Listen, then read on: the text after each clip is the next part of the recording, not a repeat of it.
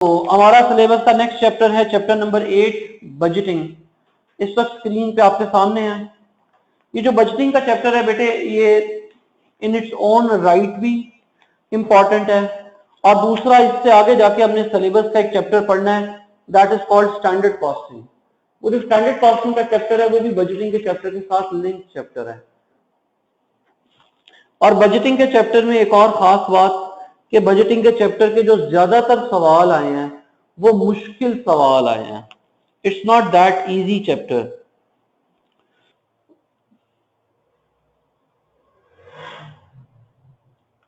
ये जो बजटिंग का चैप्टर है, इस बजटिंग के चैप्टर को हम स्टार्ट करेंगे बजट की कैरेक्टरिस्टिक्स से। देयर आर 6 कैरेक्टरिस्टिक्स,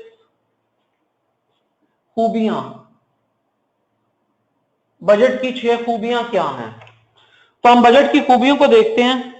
बजट की पहली खूबी यह है, the budget is a statement. क्यों जनाब? हम जब किसी चीज को कहते हैं कि ये स्टेटमेंट है, तो इससे क्या मुराद होती है हम अकाउंटेंट्स के लिए? What does this signify for us as an accountant? कोई जवाब नहीं किसी के पास। बैंक रेकंसिलिएशन स्टेटमेंट, हम उसको बैंक रेकंसिलिएशन स्टेटमेंट क्यों बोलते हैं? बेटे बजट स्टेटमेंट उस चीज को कहते हैं which is not part of general ledger. It is very important. जब तक आप बीआरएस नहीं बनाएंगे आपकी फाइनेंशियल स्टेटमेंट्स क्लोज नहीं हो सकती। लेकिन स्टेटमेंट से मुराद यह है कि वो जनरल लेजर का हिस्सा नहीं है। सो बजट जनरल लेजर का हिस्सा नहीं है और हो भी नहीं सकता। क्यों? अगली बात करते हैं। Budget is always prepared in advance. Budget advance में बनाया जाता है, बजट फ्यूचर के लिए बनाया जाता है। और financial accounting historic in nature है। फाइनेंशियल अकाउंटिंग का पास्ट के लिए होती है, तो इसका मतलब है लेजर पास्ट के लिए बनता है। तो बजट कभी भी लेजर का हिस्सा नहीं हो सकता। सो budget is a statement prepared in advance, expressed. Budget की एक्सप्रेशन, बजट कैसे एक्सप्रेस किया जाता है? Budget can be expressed in quantity और अमाउंट और बोथ, क्वांटिटी एंड अमाउंट। अभी पढ़ाया तो नहीं है लेकिन रेफर कर रहा हूं। अगर हम क्वांटिटेटिव बजट की बात करें तो क्वांटिटेटिव बजट की एग्जांपल है प्रोडक्शन बजट। जो प्रोडक्शन का बजट पढ़ेंगे वो क्वांटिटेटिव बजट की एग्जांपल है। अगर मॉनेटरी बजट की बात करें तो वो है कैश बजट।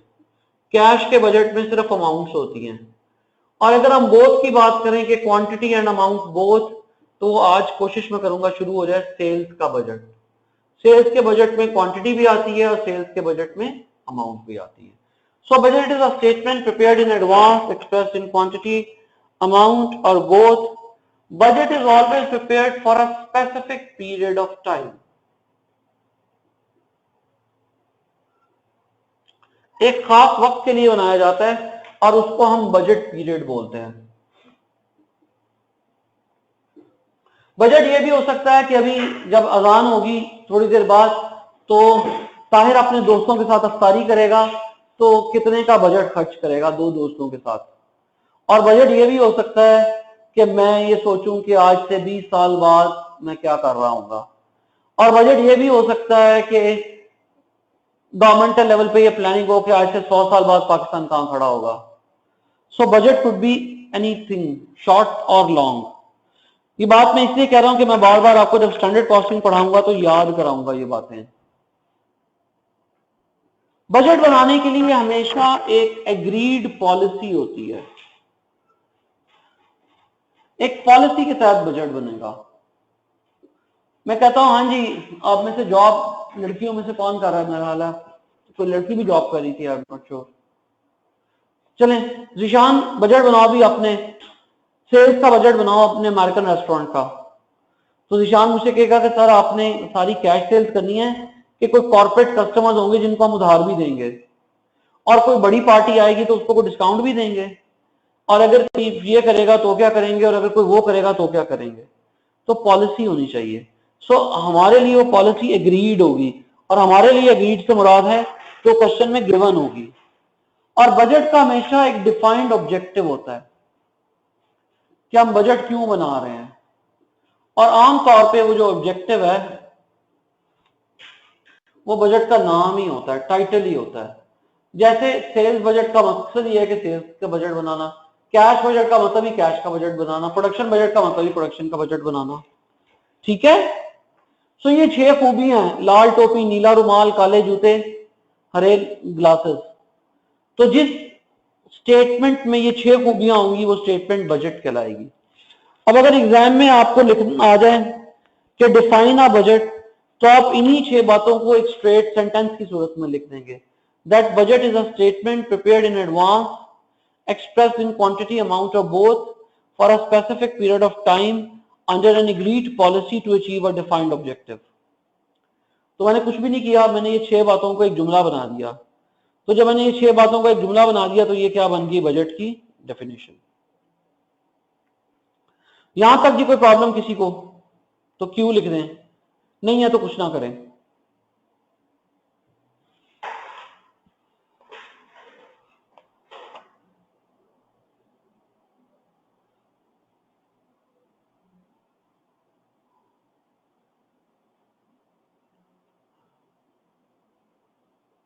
अच्छा जी, नेक्स्ट अपने पास हेडिंग दीजिए की पॉइंट्स, 2 की पॉइंट्स ऑफ बजटिंग। बजटिंग की कोई बड़े अहम की पॉइंट्स क्या हैं? मैं बोलता जाता हूं, आप लोग लिखते जाइए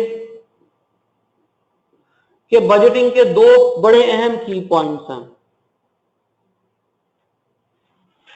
जी, पहला की पॉइंट लिख लिए, from examination point of view,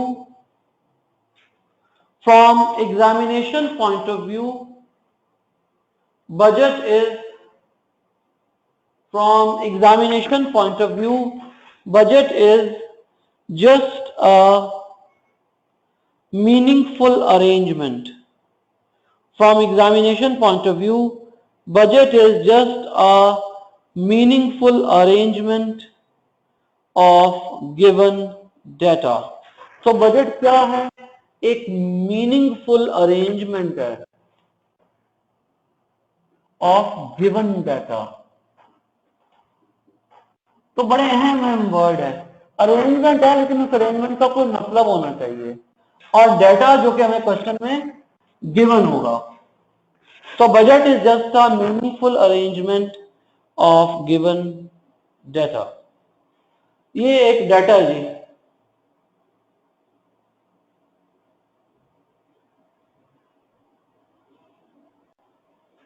बताएं इसका क्या मतलब है? इसका कोई मतलब नहीं है। अब मैं इसको मतलब पहनाता हूं, इसको अरेंज करता हूं। अब बताइए इसका क्या मतलब है? Now what does this mean? कोई जवाब नहीं किया।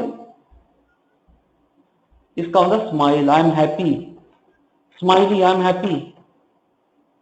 सो आपकी ये 4 चीजें थी, उन्हीं 4 चीजों को मैंने मीनिंगफुली अरेंज कर दिया तो आपको पता चल गया आई एम हैप्पी। ठीक है, और यही अदर वे ऐसे होता अगर तो फिर सैड, अनसैड। चले, सो वो गिवन डाटा को मीनिंगफुली अरेंज करना है, डाटा गिवन होना चाहिए। नेक्स्ट पॉइंट लिखिए, द बेस डायरेक्ट और इनडायरेक्ट, द बेस डायरेक्ट और indirect of every budget, the base direct or indirect of every budget is sales. दुनिया के हर बजट की बेस जो है वो सेल्स है।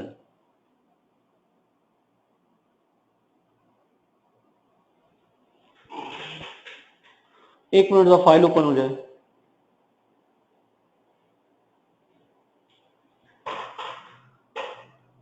सो दुनिया के हर बजट की बेस जो है वो सेल्स है। दुनिया का हर बजट कहां से शुरू होता है? सेल से शुरू होता है।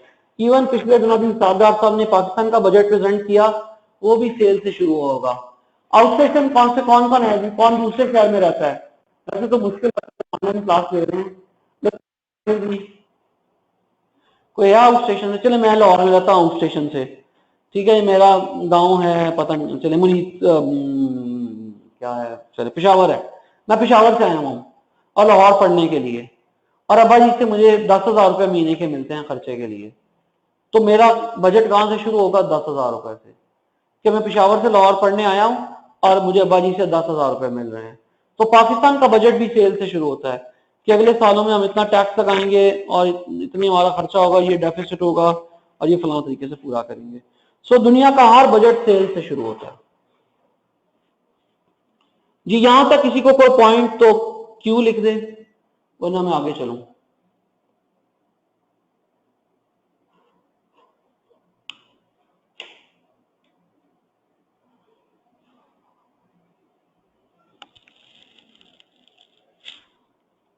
अच्छा जी, अब हमारे आज के लेक्चर की सबसे इंपॉर्टेंट बात है master budget.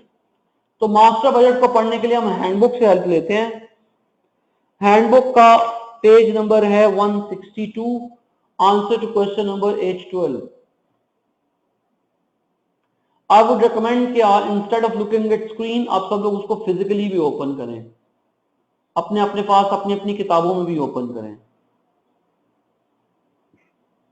Friends, this is master budget, या इसका नाम है 7 स्टेप्स अप्रोच टू बजटिंग। तो ये डॉक्यूमेंट जो आपके सामने है, this is called master budget.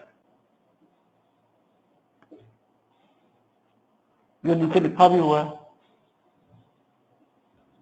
और this is called 7 steps approach to budgeting. Budget बनाने के लिए 7 स्टेप्स। तो अगर आप यहां पे देखिए तो जो हमारा पहला स्टेप है बजट बनाने का, वो पहला स्टेप है सेल्स का बजट। तो जो हमने कहा था कि दुनिया का हर बजट कहां से शुरू होता है? सेल्स से शुरू होता है। तो सेल्स के बजट के बाद, अभी सिर्फ सम अप कर रहा हूं, अभी मैं पढ़ा नहीं रहा, पढ़ाऊंगा ये सारे बजट अलग। सेल्स के बजट से आप आते हैं प्रोडक्शन के बजट पे। मैंने कहा मैं 10,000 मार्कर बेचूंगा, तो स्टॉक प्लस माइनस करके 10,000 मार्कर बेचने के लिए मुझे 12,000 मार्कर बनाने पड़ेंगे। ये 12,000 मार्कर मेरा प्रोडक्शन का बजट। इतनी प्रोडक्शन के लिए मेरा रॉ मटेरियल क्या होगा? मुझे प्लास्टिक कितना चाहिए होगा, मुझे लेबर कितनी चाहिए होगी, मुझे ओवरहेड कितने चाहिए होंगे, और मटेरियल, लेबर और ओवरहेड को इकट्ठा कर लें तो ये बनाता है कॉस्ट ऑफ गुड्स सोल्ड। और इस कॉस्ट ऑफ गुड्स सोल्ड में सेलिंग एडमिन एक्सपेंसेस ऐड कर दें तो ये बन जाता है बजटेड इनकम स्टेटमेंट। और इस बजटेड इनकम स्टेटमेंट की बेस पे कैश का बजट बनाते हैं, लेकिन इसके अंदर कैपिटल एक्सपेंडिचर का बजट भी आता है, लॉन्ग टर्म बजट आता है। ये हमने इसका एक सेपरेट चैप्टर है हमारे पास, चैप्टर 16 है शायद, टाइम वैल्यू ऑफ मनी का, तो हम वहां पढ़ेंगे। फिलहाल मेरे चैप्टर में कैपिटल एक्सपेंडिचर बजट नहीं होगा, लेकिन कॉन्सेप्चुअली होता है। ये भी आता है यहाँ कैश बजट में, और इसकी बेस पे बजटेड बैलेंस शीट बन जाती है। जब आप चार्टर्ड अकाउंटेंट बन जाएंगे इंशाल्लाह, और मैं आऊंगा और कहूंगा हाँ जी ईमान बीबी मैंने शुगर में लगानी है, जरा मुझे फिजिबिलिटी तो बना के दें, तो ईमान मुझे क्या बना के देंगी?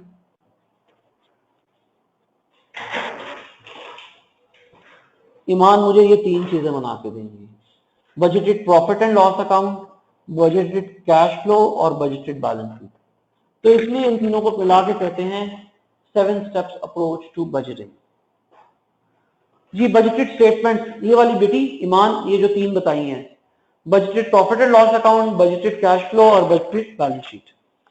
तो ये हमारा ब्रेड एंड बटर है यार, सारी जिंदगी हमने यही करना है, बजट बनाने हैं। जी बजट के इन 7 स्टेप्स में कोई प्रॉब्लम?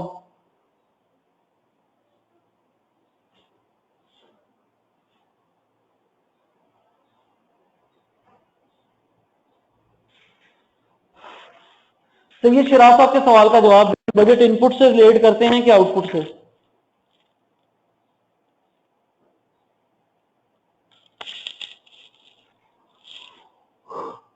अच्छा जी, अहमद शिराज कह रहे हैं आउटपुट से, किसी और का जवाब?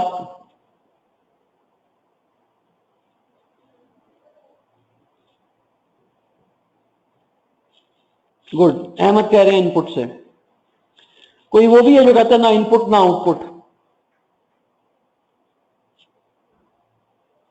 और कोई मेरी तरह का पागल भी है जो कहता है दोनों। ये रॉ मटेरियल ये इनपुट है और प्रोडक्शन ये फिनिश गुड्स आउटपुट है। तो हमारे बजट में दोनों होते हैं, फिनिश गुड्स भी होती है और रॉ मटेरियल भी होता है, इनपुट भी होती है और आउटपुट भी होती है। ठीक है, सही शिराज, समझ आ गई? चले, अब एक और तरह से आपको बताता हूं।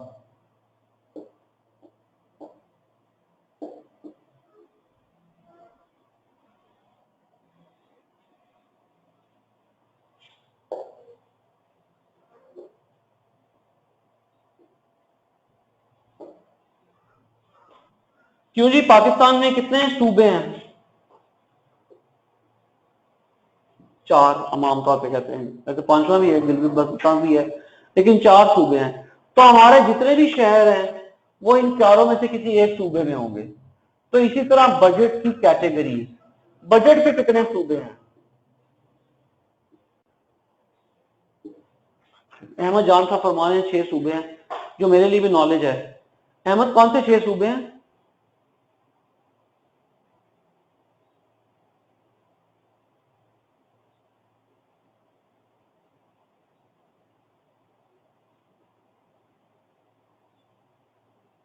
कश्मीर लेके रहेंगे, चलो ठीक है, फिर बन जाएगा इंशाल्लाह, 6ठा सूबा कश्मीर बन जाएगा। अभी 5 ही हैं। चले जी, तो बजट की कैटेगरीज, बजट के 3 कैटेगरीज, 3 सूबे हैं। पहला सूबा कहलाता है रेवेन्यू बजट, और ज़ाहिर है सूबे में फिर शहर होंगे, आगे आगे बजट्स होंगे, ये कैटेगरी है। और रेवेन्यू बजट के बाद कैश बजट, और कैश बजट के बाद फ्लेक्सिबल बजट, फ्लेक्सिबल बजट। तो बजट की ये 3 कैटेगरीज हैं। हम इसको अपने लेक्चर से लिंक करते हैं। ये जो budgeted profit and loss account तक यहां तक है, ये सारे कहलाते हैं रेवेन्यू बजट, और उससे नीचे है कैश बजट। फ्लेक्सिबल बजट भी यही है, लेकिन हमें अभी समझ नहीं है, नजर नहीं आ रहा, सेंस नहीं है हमें। जब हमें सेंस आएगी तो हमें नजर भी आ जाएगा। तो कैश, ये हमारे रेवेन्यू बजट्स हैं, कुछ कैश बजट्स हैं, और इस सारे बजट में देखिए, ये आपकी बताइए इनफ्लो कितनी जगह पर है?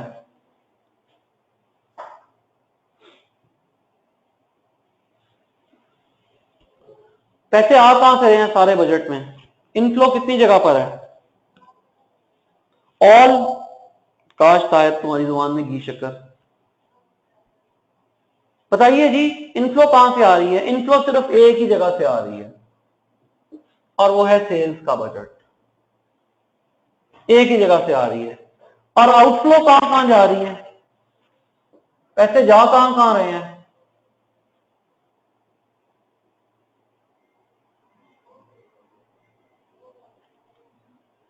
साहिर, सियासी बयान देने बंद कर दो, ठीक है, एग्जैक्ट बताओ।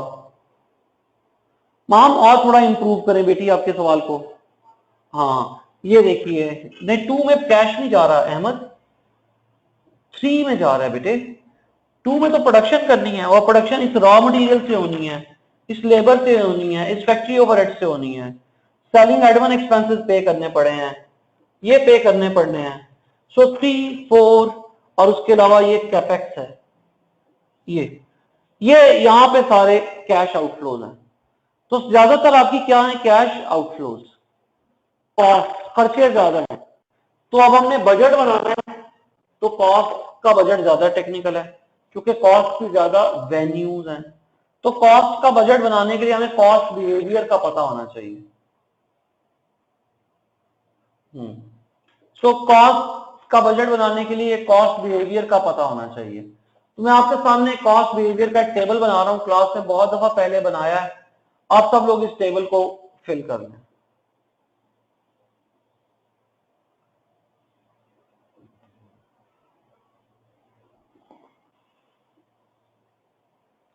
हमने ये टेबल फिल करना है पर यूनिट और टोटल। कॉस्ट का बिहेवियर पढ़ रहे हैं हम लोग, और हमने ये देखना है कि वेरिएबल कॉस्ट क्या होती है, फिक्स कॉस्ट क्या होती है, और टोटल कॉस्ट क्या होती है, इनका बिहेवियर क्या हो रहा है। और हमारी पहली सिचुएशन है जो मैं ब्लू से लिख रहा हूं, इंक्रीज कर रही है प्रोडक्शन, इंक्रीजिंग प्रोडक्शन। प्रोडक्शन बढ़ रही है। पहले मैं 2000 कुर्सियां बना रहा था, 3000 बना रहा हूं, 3000 से 4000 बना रहा हूं, 4000 से 5000 बना रहा हूं, तो मेरी प्रोडक्शन बढ़ रही है। जब मेरी प्रोडक्शन बढ़ रही है तो मेरी टोटल फिक्स कॉस्ट का क्या बिहेवियर होगा? टोटल फिक्स कॉस्ट,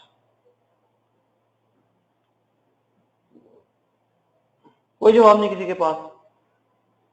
अल्लाह अकबर। Total fix cost, total fix cost fix रहेगी, सेम रहेगी, उसके अंदर कोई तब्दीली नहीं आएगी।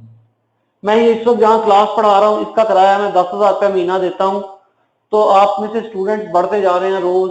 आज शफकत फयाजी भी आ गया है, लेकिन इसकी वजह से मुझे पैक वाले मुझसे किराया नहीं ज्यादा लेंगे कि आज शफकत फयाजी भी आ गया, इससे किराया ज्यादा कर दें। मेरी टोटल फिक्स कॉस्ट क्या रहेगी? फिक्स्ड। और मेरी total variable cost production volume बढ़ने से क्या होगी?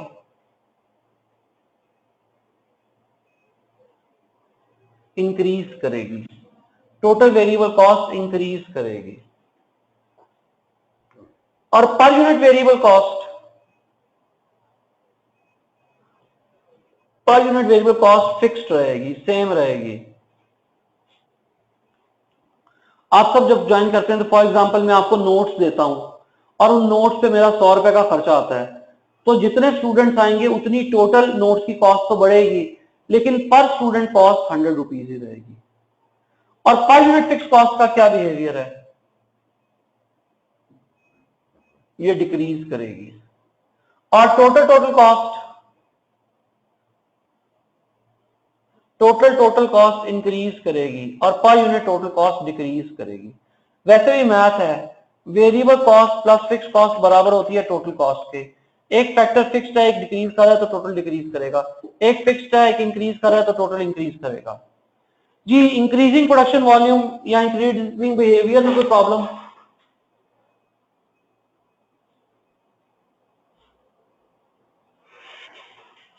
अब आप सब बताइए कि अगर मेरा प्रोडक्शन वॉल्यूम डिक्रीज हो रहा हो तो मेरा बिहेवियर क्या होगा?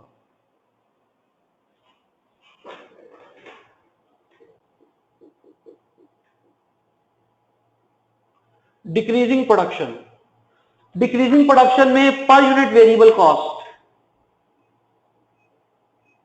प्रोडक्शन कम हो रही है वो फिक्स्ड ही रहेगी। Per unit fix cost, per unit fixed cost, production volume कम हो रहा है वो बढ़ जाएगी। और पर यूनिट टोटल कॉस्ट भी बढ़ जाएगी। पहले मकान का किराया 10,000 था, हम 4 दोस्त थे, अब 2 रह गए हैं तो किराया बढ़ गया है। Total variable cost, total variable cost decrease करेगी और टोटल फिक्स कॉस्ट ये फिक्स्ड रहेगी और टोटल कॉस्ट डिक्रीज करेगी। इसको इकोनॉमीज ऑफ स्केल कहते हैं। जैसे जैसे प्रोडक्शन बढ़ाते रहेंगे आपकी टोटल कॉस्ट बढ़ती रहेगी, लेकिन पर यूनिट कॉस्ट कम होती रहेगी।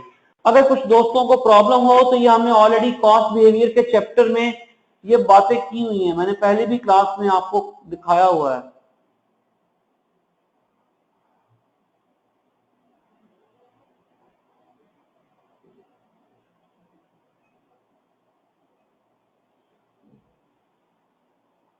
एक मिनट फाइल ओपन हो जाए।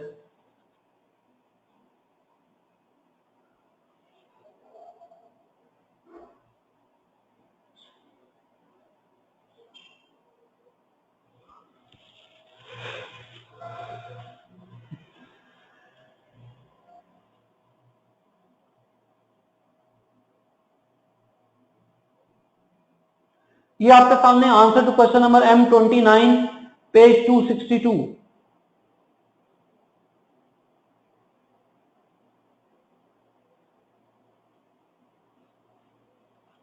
M29 page 262। सो अगर इस टेबल को आप लेफ्ट टू राइट देखेंगे तो ये प्रोडक्शन वॉल्यूम इंक्रीज का टेबल है, और राइट टू लेफ्ट, कमरे में चले लंच रूम में आ रहा हूं, और अगर राइट टू लेफ्ट देखेंगे तो ये प्रोडक्शन वॉल्यूम डिक्रीज का टेबल है। तो आप देखिए जैसे जैसे मैं प्रोडक्शन बढ़ाता जा रहा हूं मेरी टोटल कॉस्ट तो बढ़ रही है लेकिन पर यूनिट कॉस्ट कम हो रही है। जी, यहां तक किसी को कोई प्रॉब्लम तो क्यों लिख दे।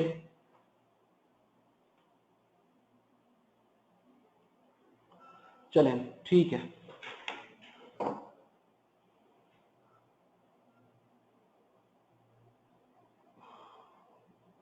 अब मैं चाहता हूं कि हम बिहेवियर ऐसा लिखें जो वॉल्यूम डिपेंडेंट ना हो। तो मैं आपके साथ जेनेरिक बिहेवियर डिस्कस करता हूं जो वॉल्यूम डिपेंडेंट नहीं है। मेरी पर यूनिट वेरिएबल कॉस्ट हमेशा फिक्स्ड रहती है। मेरी पर यूनिट फिक्स कॉस्ट का इनवर्स बिहेवियर होता है। मेरी पर यूनिट टोटल कॉस्ट का इनवर्स बिहेवियर होता है। मेरी टोटल वेरिएबल कॉस्ट का डायरेक्ट बिहेवियर होता है। टोटल फिक्स कॉस्ट का फिक्स बिहेवियर होता है और टोटल कॉस्ट का डायरेक्ट बिहेवियर होता है। ठीक है जी। चले आज का लेक्चर वाइंड अप करते हैं। आज के लेक्चर का आपका होमवर्क ये है, ये मैं किताब से आपको जरा बता रहा हूं। ये हमारा चैप्टर 8 है। इस चैप्टर 8 में ये लीनियर रिग्रेशन का फॉर्मूला गिवन है। आप सबने मॉड्यूल ए में लीनियर रिग्रेशन एनालिसिस पढ़ा हुआ है पेज 209 पे। तो आपका आज का होमवर्क ये है कि आपने ये लीनियर रिग्रेशन एनालिसिस और उसका फॉर्मूला रिवाइज करके आना है। ठीक है जी। किसी ने कुछ पूछना है तो क्यू लिख दे, अदरवाइज रेगुलर क्लास के लिए मेरी तरफ से अस्सलाम वालेकुम एंड अल्लाह हाफिज।